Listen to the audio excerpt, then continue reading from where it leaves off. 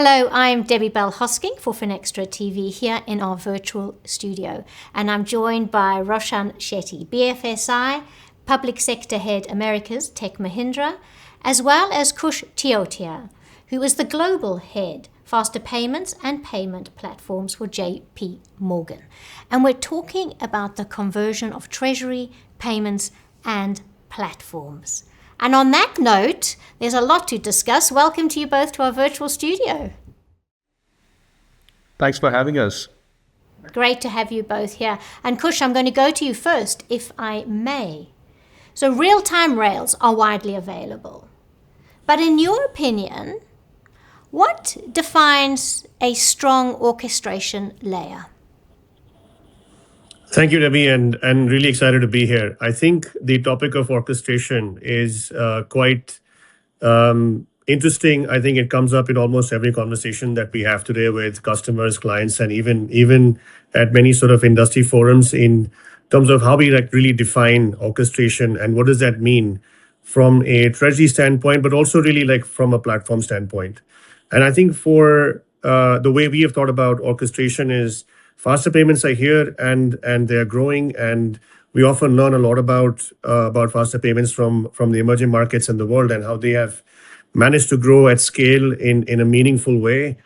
As Treasury starts to define the payment infrastructure that they want to set up for the future, which is a mix of how we have moved money in the past, but also pushing for innovation and adoption of getting money faster to even within their own companies or even to suppliers and customers globally.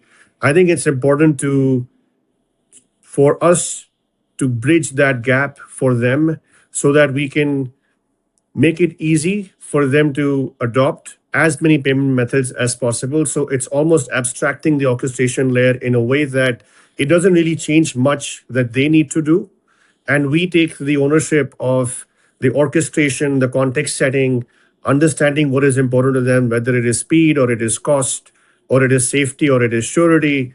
And once you've established those parameters in terms of the context in which we want to be able to move money, then the actual platform experience is something that we can bring for them. And we already do it today in many ways where we can have interoperability across many faster payment methods. We can even help them switching between different payment types, whether it's a high value for a faster money movement eventually. And a lot of that, I think, also comes from making it easier for them to not have to worry about the different payment message formats and how schemes have evolved. Even though they're all ISO, they all behave very differently. And so for me, it's a lot about making it easy for the customer with the right context that is then set in place for our platforms to be able to take that payment message and almost what I call like a master payment payload. And now we have the ownership of the payment message to then, within the boundaries of the context and what is achievable, relevant, reliable, to be able to move that money to the right scheme into the right market and ultimately create the right experience, which to them comes across as an orchestration of many payment types that we can then bring to them. And of course, getting it right for them, there's that pivotal word, trust. And I go now to Roshan, who's actually nodding when I say the word trust. So my question to you is, to encourage this trust, what trust foundation needs to be introduced in a transformation project at the initial stage, also to ensure that innovation doesn't slow down at a later stage? Absolutely, Debbie. And I think building on what Kush was talking about, any innovation requires actually trust to be front and center of it, And the reason why that is required is innovation depends on actually sharing of information. It depends on actually taking intelligent kind of risk decisions and also faster decisions to kind of thrive on that particular innovation drive.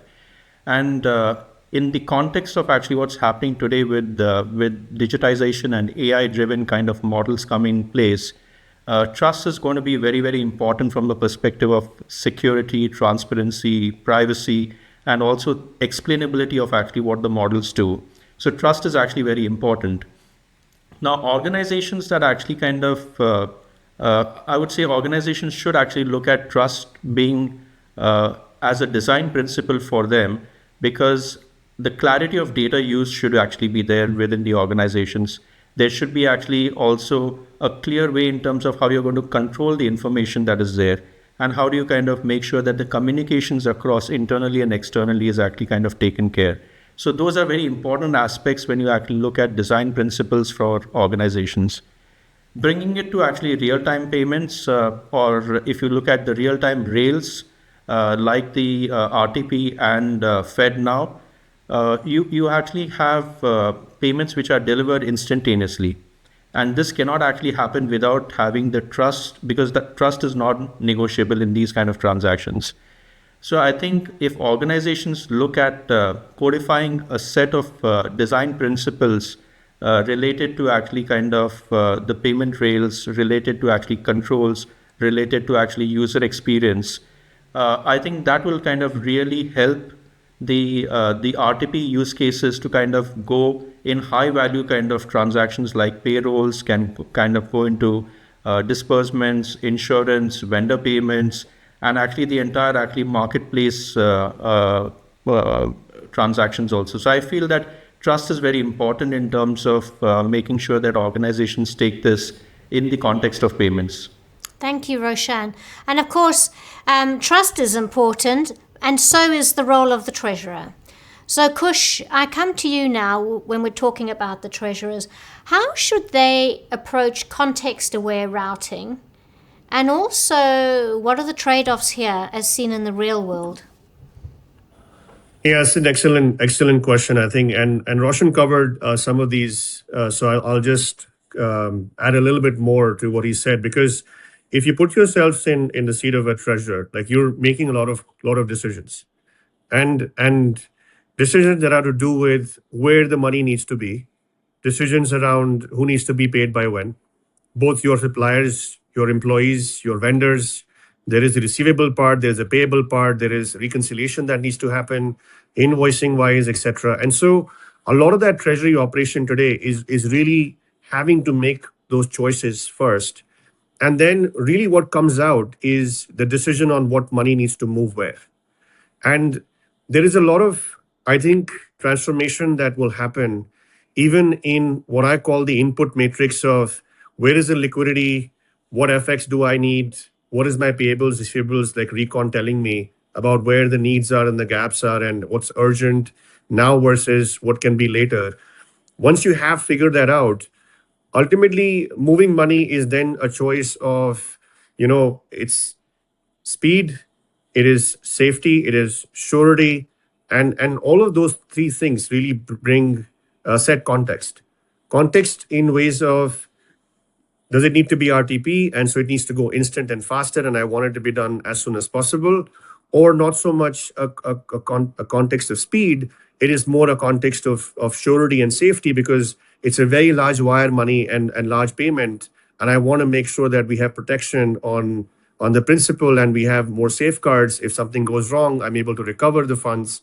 And so then you might pick something what is today a traditional wire. So the context then decides and presents many of choices in what is then the right way to move money for the treasurer. I think there are maybe a couple of more considerations there, which is important in terms of when we think about surety of the payment and safety. I think we need to also spend a little bit more time on what can we do in that pre-payment processing experience, almost like the initiation stage of the payment, when it specifically comes to prepayment validation. So looking for sanction checks, looking for adopting, like, just looking at inline fraud protection.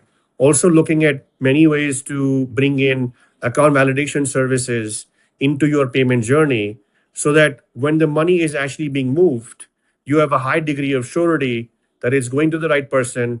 It's not going to get a sanction hit. We're leveraging everything from an account validation, confirmation of Benny account standpoint to really make sure like this gets to where it needs to. And that context setting is what happens before a payment actually is made. And so a lot today needs to happen in that pre-payment journey to drive up that success rate of a payment. Combine that context with the orchestration layer, and the end-to-end becomes highly simplified, but a big amount of trust in that ecosystem, that when I make a choice and I'm about to move money, I know it's going to land in the right place in that context of speed, maybe cost, or maybe just safety. And of course, that those points there are basically what everybody wants to achieve. But what I want to now propose to Roshan is, in your experience, where are institutions struggling when it comes to the convergence of treasury and payments? So I think, Debbie, that's a great point that you actually kind of brought about, because with all the advancements that are happening, you need to actually have functions that can come closer together. And in my mind, actually, there are 5 things that causes organizations to have this struggle between conversions of actually treasury and payments. The first one is actually related to the fragmentation of systems and data. And what I mean by that is a treasurer requires actually the clarity in terms of a single view of how the payment has actually kind of transacted, because there are various kind of systems that you go through and all that stuff. So it's very important for you to actually kind of have that clarity of a single view of how the payment has actually processed, So that's one of the challenges that I've actually seen. The second part is related to actually the governance and ownership. And this is actually getting better in terms of, with the digitalization that is happening across the systems, you have a better kind of a view in terms of who has the ownership of the information that has been passed across, how the third aspect in terms of how risk and controls have been actually applied in terms of making sure that the authenticity of the payment and actually how the transactions have gone through, So those are very important. The fourth element is actually the talent and the mindset, Now, you have actually individuals that understand the domain very well, but they need to actually also understand systems very well, because you have got more and more kind of functions and features coming inside systems that are actually there. There's embedded actually kind of treasury functions inside ERP systems now, So having a domain knowledge as well as actually system knowledge is very important. And lastly, I would say that if you look at actually real-time payments actually help in terms of bringing the liquidity into the organizations, right? Because you're transacting, you're actually kind of freeing up the reserves which you had actually kind of allocated. But at the same time, it creates actually challenges for the treasurer from the standpoint like, where is the cash position at a given point of time? How is the intra-trade data actually moving across? So some of those need to be also actually kind of taken into consideration when you actually look at the real time and actually the treasury functions coming together, So that's my take, in terms of some of those challenges or struggles that you see. I'm nodding here because I just want to say thank you, because we started off saying we were going to talk about treasury payments and platforms, and I feel we have done that. So Kush and Roshan, a big thank you for joining us here in our virtual studio. Thank you. Thank you.